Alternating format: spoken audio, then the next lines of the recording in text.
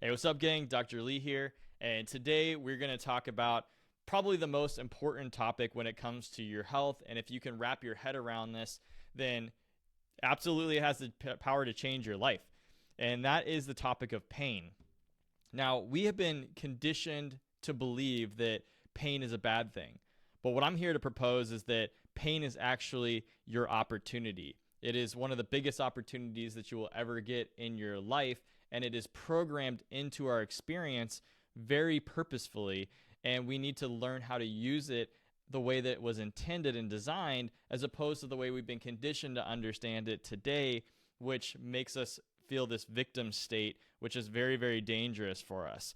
Now, first off, there's different types of pain. There is physical pain, right? When your body, you feel something that is hurting, you injured yourself, or there's joints that are hurting because they've been injured somehow that you may not even understand, or you have nerve pain, you have headaches, you have swelling of the blood vessels that cause pain and dysfunction and like stretching of the skin. There's many different sensations that people can get, cramping type situations that are painful physically in the body.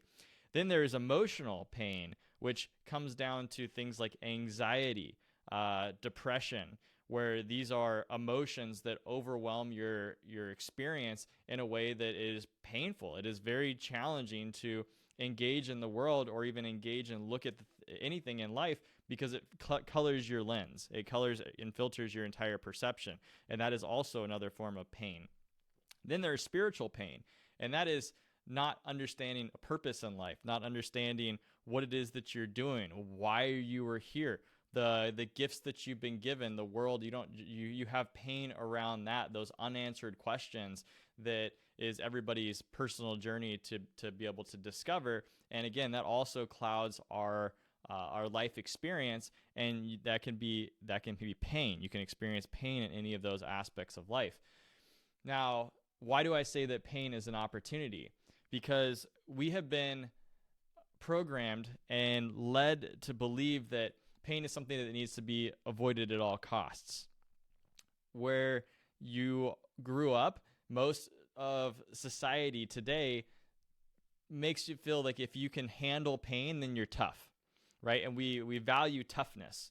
We value persistence, persevering, overcoming obstacles. And that's a great thing. I think that's fantastic.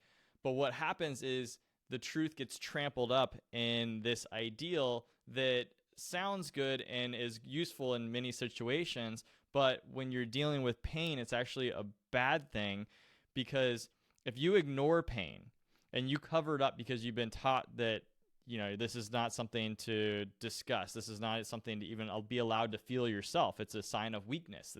And if pain is considered a weakness, then you got to do everything that you can to cover up that weakness and only show strength, even to yourself.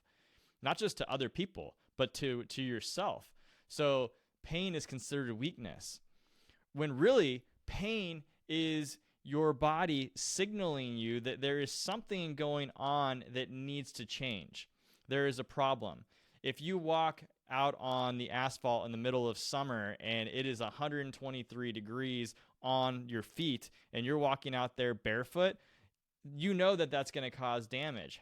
Well, how does your body know that that's going to burn your feet? And it tells you via pain.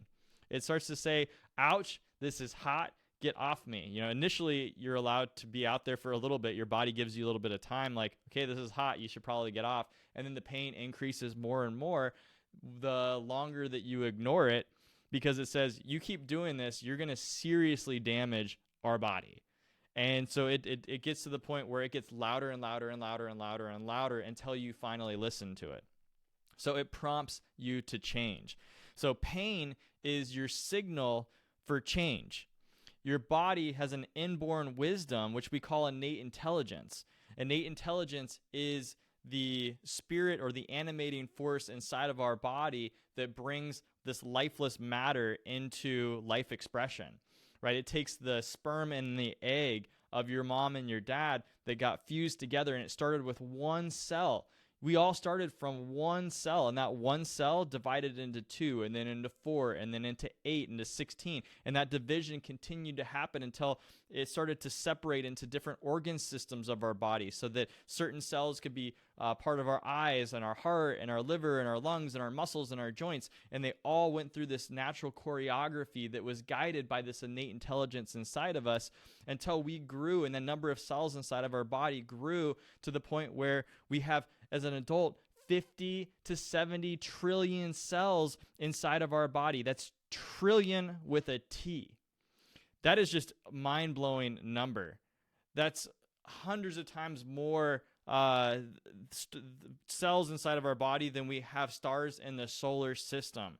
So this is a crazy, crazy number of cells that we are operating, and we started with one.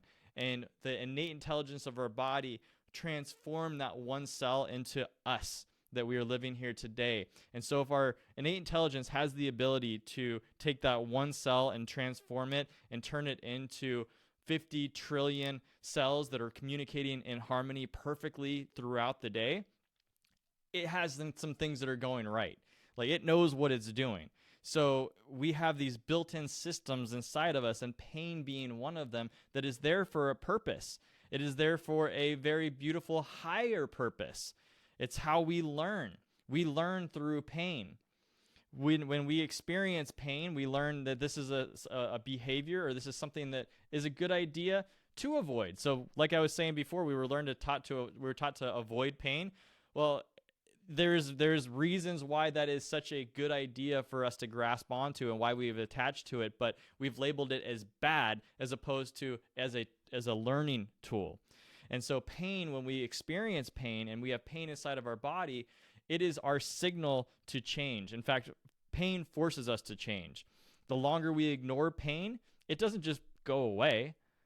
It will get louder and louder and louder. The only time it'll go away is if we actually change our situation, what it is that we're doing, that then now no longer requires pain to be the signal telling us that we need to change, because we already did it.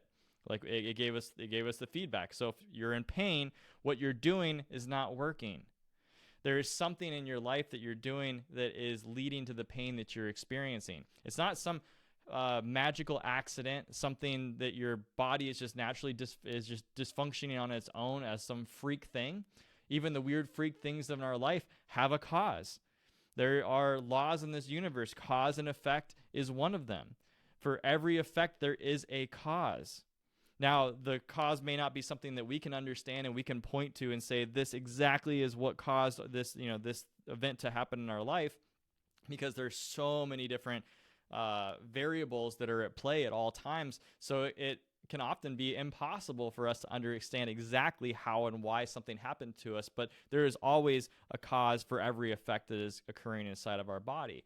So when we have pain that's alerting us that there is something that we're doing in one to many aspects of our life that is just not working, we need to start to make a change. And so pain prompts you on this journey of self-improvement, and this journey of learning and discovering in life and up-leveling your life in a very beautiful and powerful way. This is something I was fortunate to learn early in my life, because I had suffered from pain and physical pain. I had headaches and migraines.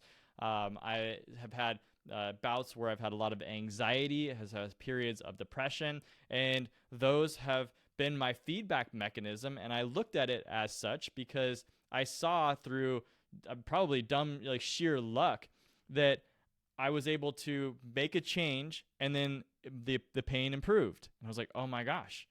Okay, so I can do things to eliminate this pain that are not covering it up. It's actually prompting me to make positive changes in my life, that then pain guides me that I'm on the right path, that I'm doing the right thing, or the lack of pain guides me that I'm on the right path.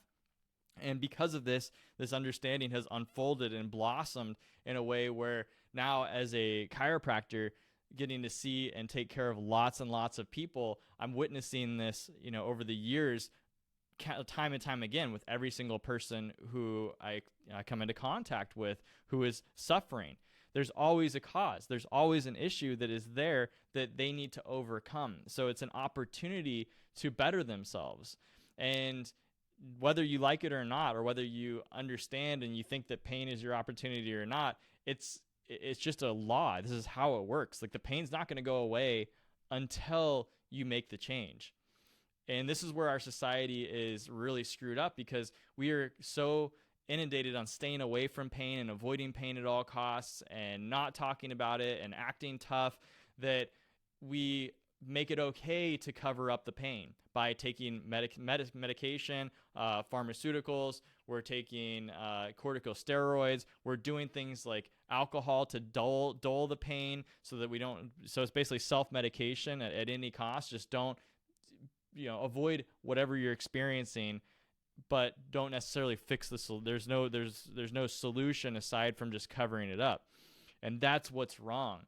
And we all inherently know that covering it up isn't actually fixing it. I've never had any person who's like, well, I prefer just to cover it up and fix it, and I believe that that's actually gonna solve the problem by just masking it and covering it up. I've never come across a single person who carried that perspective. Everybody understands that, yeah, like, covering it up isn't really solving it, but here's where most people are at. Hopefully, if I just give it enough time of covering it up, it'll go away. Kind of like, if I don't look at it, if there's that room that it needs cleaned up and there's just a big trash pile in there, if I just ignore it for long enough, it'll just somehow magically go away on its own. We know that it's not, but as long as we're not looking at it, then it's not a problem that we have to face. And this is the discomfort that we wind up in, is that now pain will make itself louder and louder and louder, so that medication and different procedures that you've undergone to avoid dealing with the issue suddenly may have worked temporarily, just so that you can kind of ignore it and you never actually fix the real issue. It's going to come back, because pain, your body is not stupid. Your innate intelligence is there working for you, saying, all right, Sally, you haven't paid attention to me. You've been taking medication to cover it up. You have been in denial. You have not been doing anything right. You did several procedures thinking that would fix it, but you knew kind of that it wouldn't. And we're here to tell you that it's still there. You haven't fixed anything. You haven't changed anything in your life, except for going through and doing some of these procedures and taking these medications or taking these injections and shots and hormone replacements.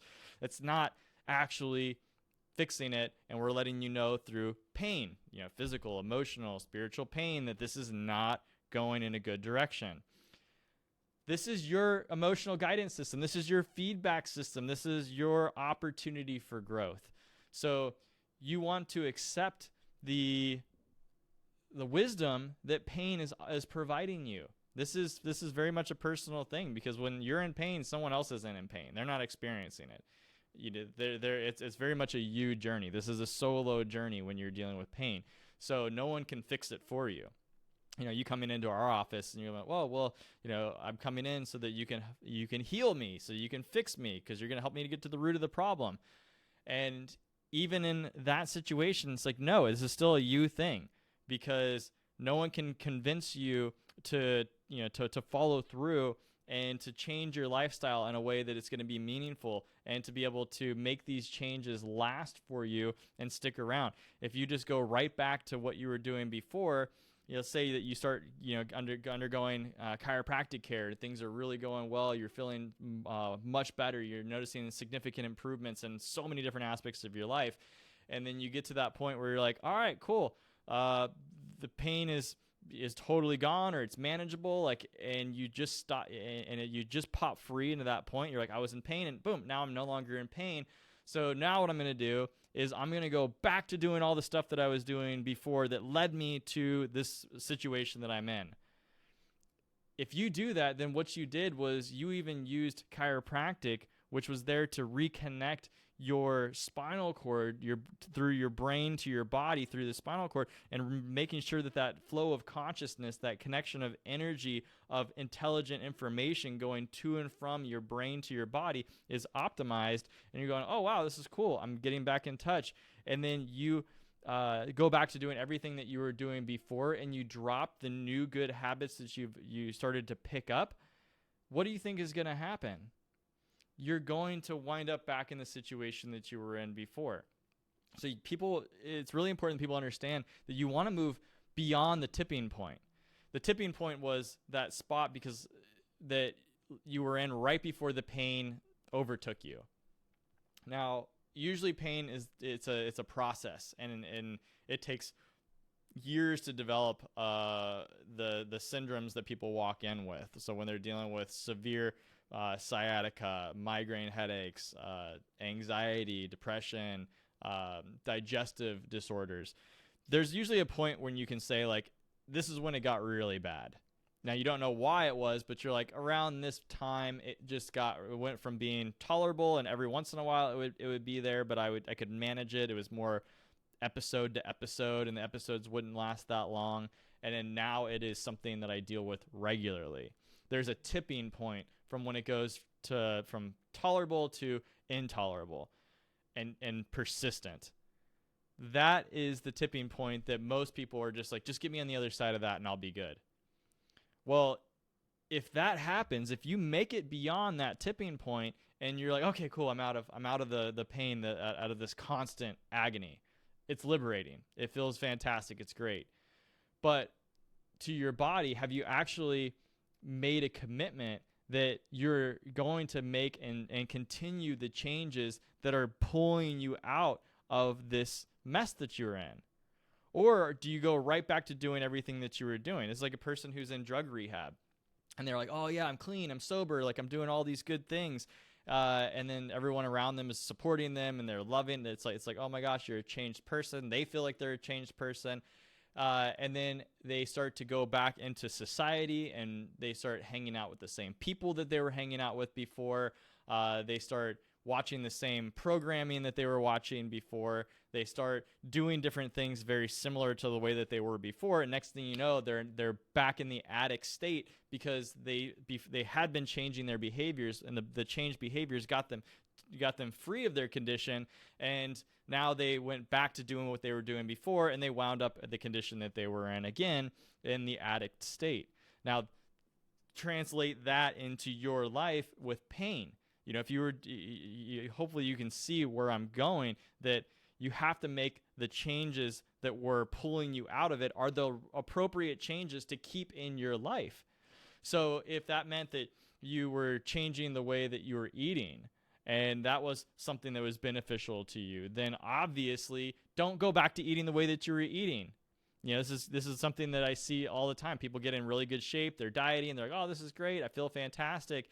And because they have achieved a certain level of fitness that they're happy with, they're like, I'm on a good path. Then what they do is they go, okay, well, this is going to stay forever because I'm healthy now. It's like a diploma that I can put on my wall. I've achieved it. I've achieved health. I've achieved this goal. And now I can go back to all the bad habits that I used to do, and I'll be fine because I have this goal. I achieved it. No, you have the blueprint. You know how to get what you got. You know how to achieve whatever you achieved, your health goal, your health outcome, or whatever. But you have certain habits that are required to achieve that and to maintain that. And same thing goes with your health. So if you are suddenly now you're like, oh, I feel fantastic, my body is doing wonderful, and then you stop doing those things that were working. You stop getting adjusted. You stop having good communication with your spouse, family, or loved ones. You are now going back to eating a bunch of crappy food. You're no longer moving or doing exercises or stretching, all these things that were benefits in your life. And you go, oh, no, I'm good now. I don't need to do that. That was just kind of like a Band-Aid to get me out of this. Then you are totally missing the boat, and you don't understand, because you'll understand soon enough, because pain will come back. And that's why people they get all bothered and they go, oh my God, the pain's coming back. What I was doing worked for a while, but then it came back. And it's like, well, it's because you stopped doing the things that were working for you. It's funny because people are so blind to that. It's like the shadow version of themselves that they can't understand, they can't connect into, that, wait a second, I actually was the one who stopped doing the things that were working for me, and now I'm getting a different outcome, And my body is telling me through pain that I need to stop doing that. And I'm hammering this home, and I'm trying to beat it like a dead horse here, because you need to understand this. And I see this over and over and over again every single day, every single week. It's human nature to go into some level of denial about the things that got them to where they're at, or they just assume that it's going to be always there. And you can't assume that. You have to understand that pain is there, it's your ally, and it's going to help you to know exactly if you're doing something that is beneficial to you or for you or not. It's not always going to tell you the how, but if you experiment, then you're going to find out. You're going to be like, oh yeah, this is good, this is better, this is good, this is better, this is bad for me. Oh yeah, that's really bad. I did that was bad. I had a negative outcome, so that's the way you start to interpret. And when you can look at pain as that signal for you is not a bad thing, it's actually a good thing. It's telling you how to navigate your path so that you can experience life on a more enjoyable, heightened level. Then now you drop the stigma of pain and you embrace it as a friend, as an ally, as a gift. And that's really what I want you to see this as, is that pain is your gift. Pain is your opportunity. Pain is a beautiful teacher. And it is not a mistake, because our innate intelligence, the wisdom within us, does not make mistakes. Everything that happens that appears to be going wrong in our body is the appropriate response that our body is going through. And the more that we'll get into this in future discussions and future topics, but the more that you can embrace that idea, and the more examples that you can see that show you the truth that our body is working for us, even when it seems like it's going wrong, then it really has the ability to change your life in a powerful way. And pain is going to force your growth, whether you accept what I'm saying or not. It's kind of like walking on the hot asphalt. You don't have to accept what I'm saying until you're experiencing it right now. And so pain is your teacher, not me. Pain is your teacher. You're going to experience this one way or another. Hopefully you just can learn the lessons quickly and apply them in a way that's going to be beneficial to you versus having to learn it over and over again. But some people, you could tell the little kid, like, hey, don't touch that. It's gonna burn you. And they have to experience it for themselves. And sometimes they're a slow learner, but at some point they're going to learn, like, all right, yeah, I touched that 15 times and every single time it burned me. So, okay, I got the lesson now. Where others may be more observant and they watch and they go, oh, I just watched that kid get burned and I don't want to get burned. So I learned through someone else's experience. So how you learn and how quickly you learn is really, there's not a right or a wrong to it. It is just your journey. So when we present this information to you, understand that you're going to learn it at the speed at which you need to learn this information, and you're going to process it at the speed that you need to process it. And pain is going to be there as long as it needs to be there to teach you those lessons. So I want you to embrace it, really process this, look at how pain might be actually doing you the biggest service that you've ever had in your life. And process it from that perspective.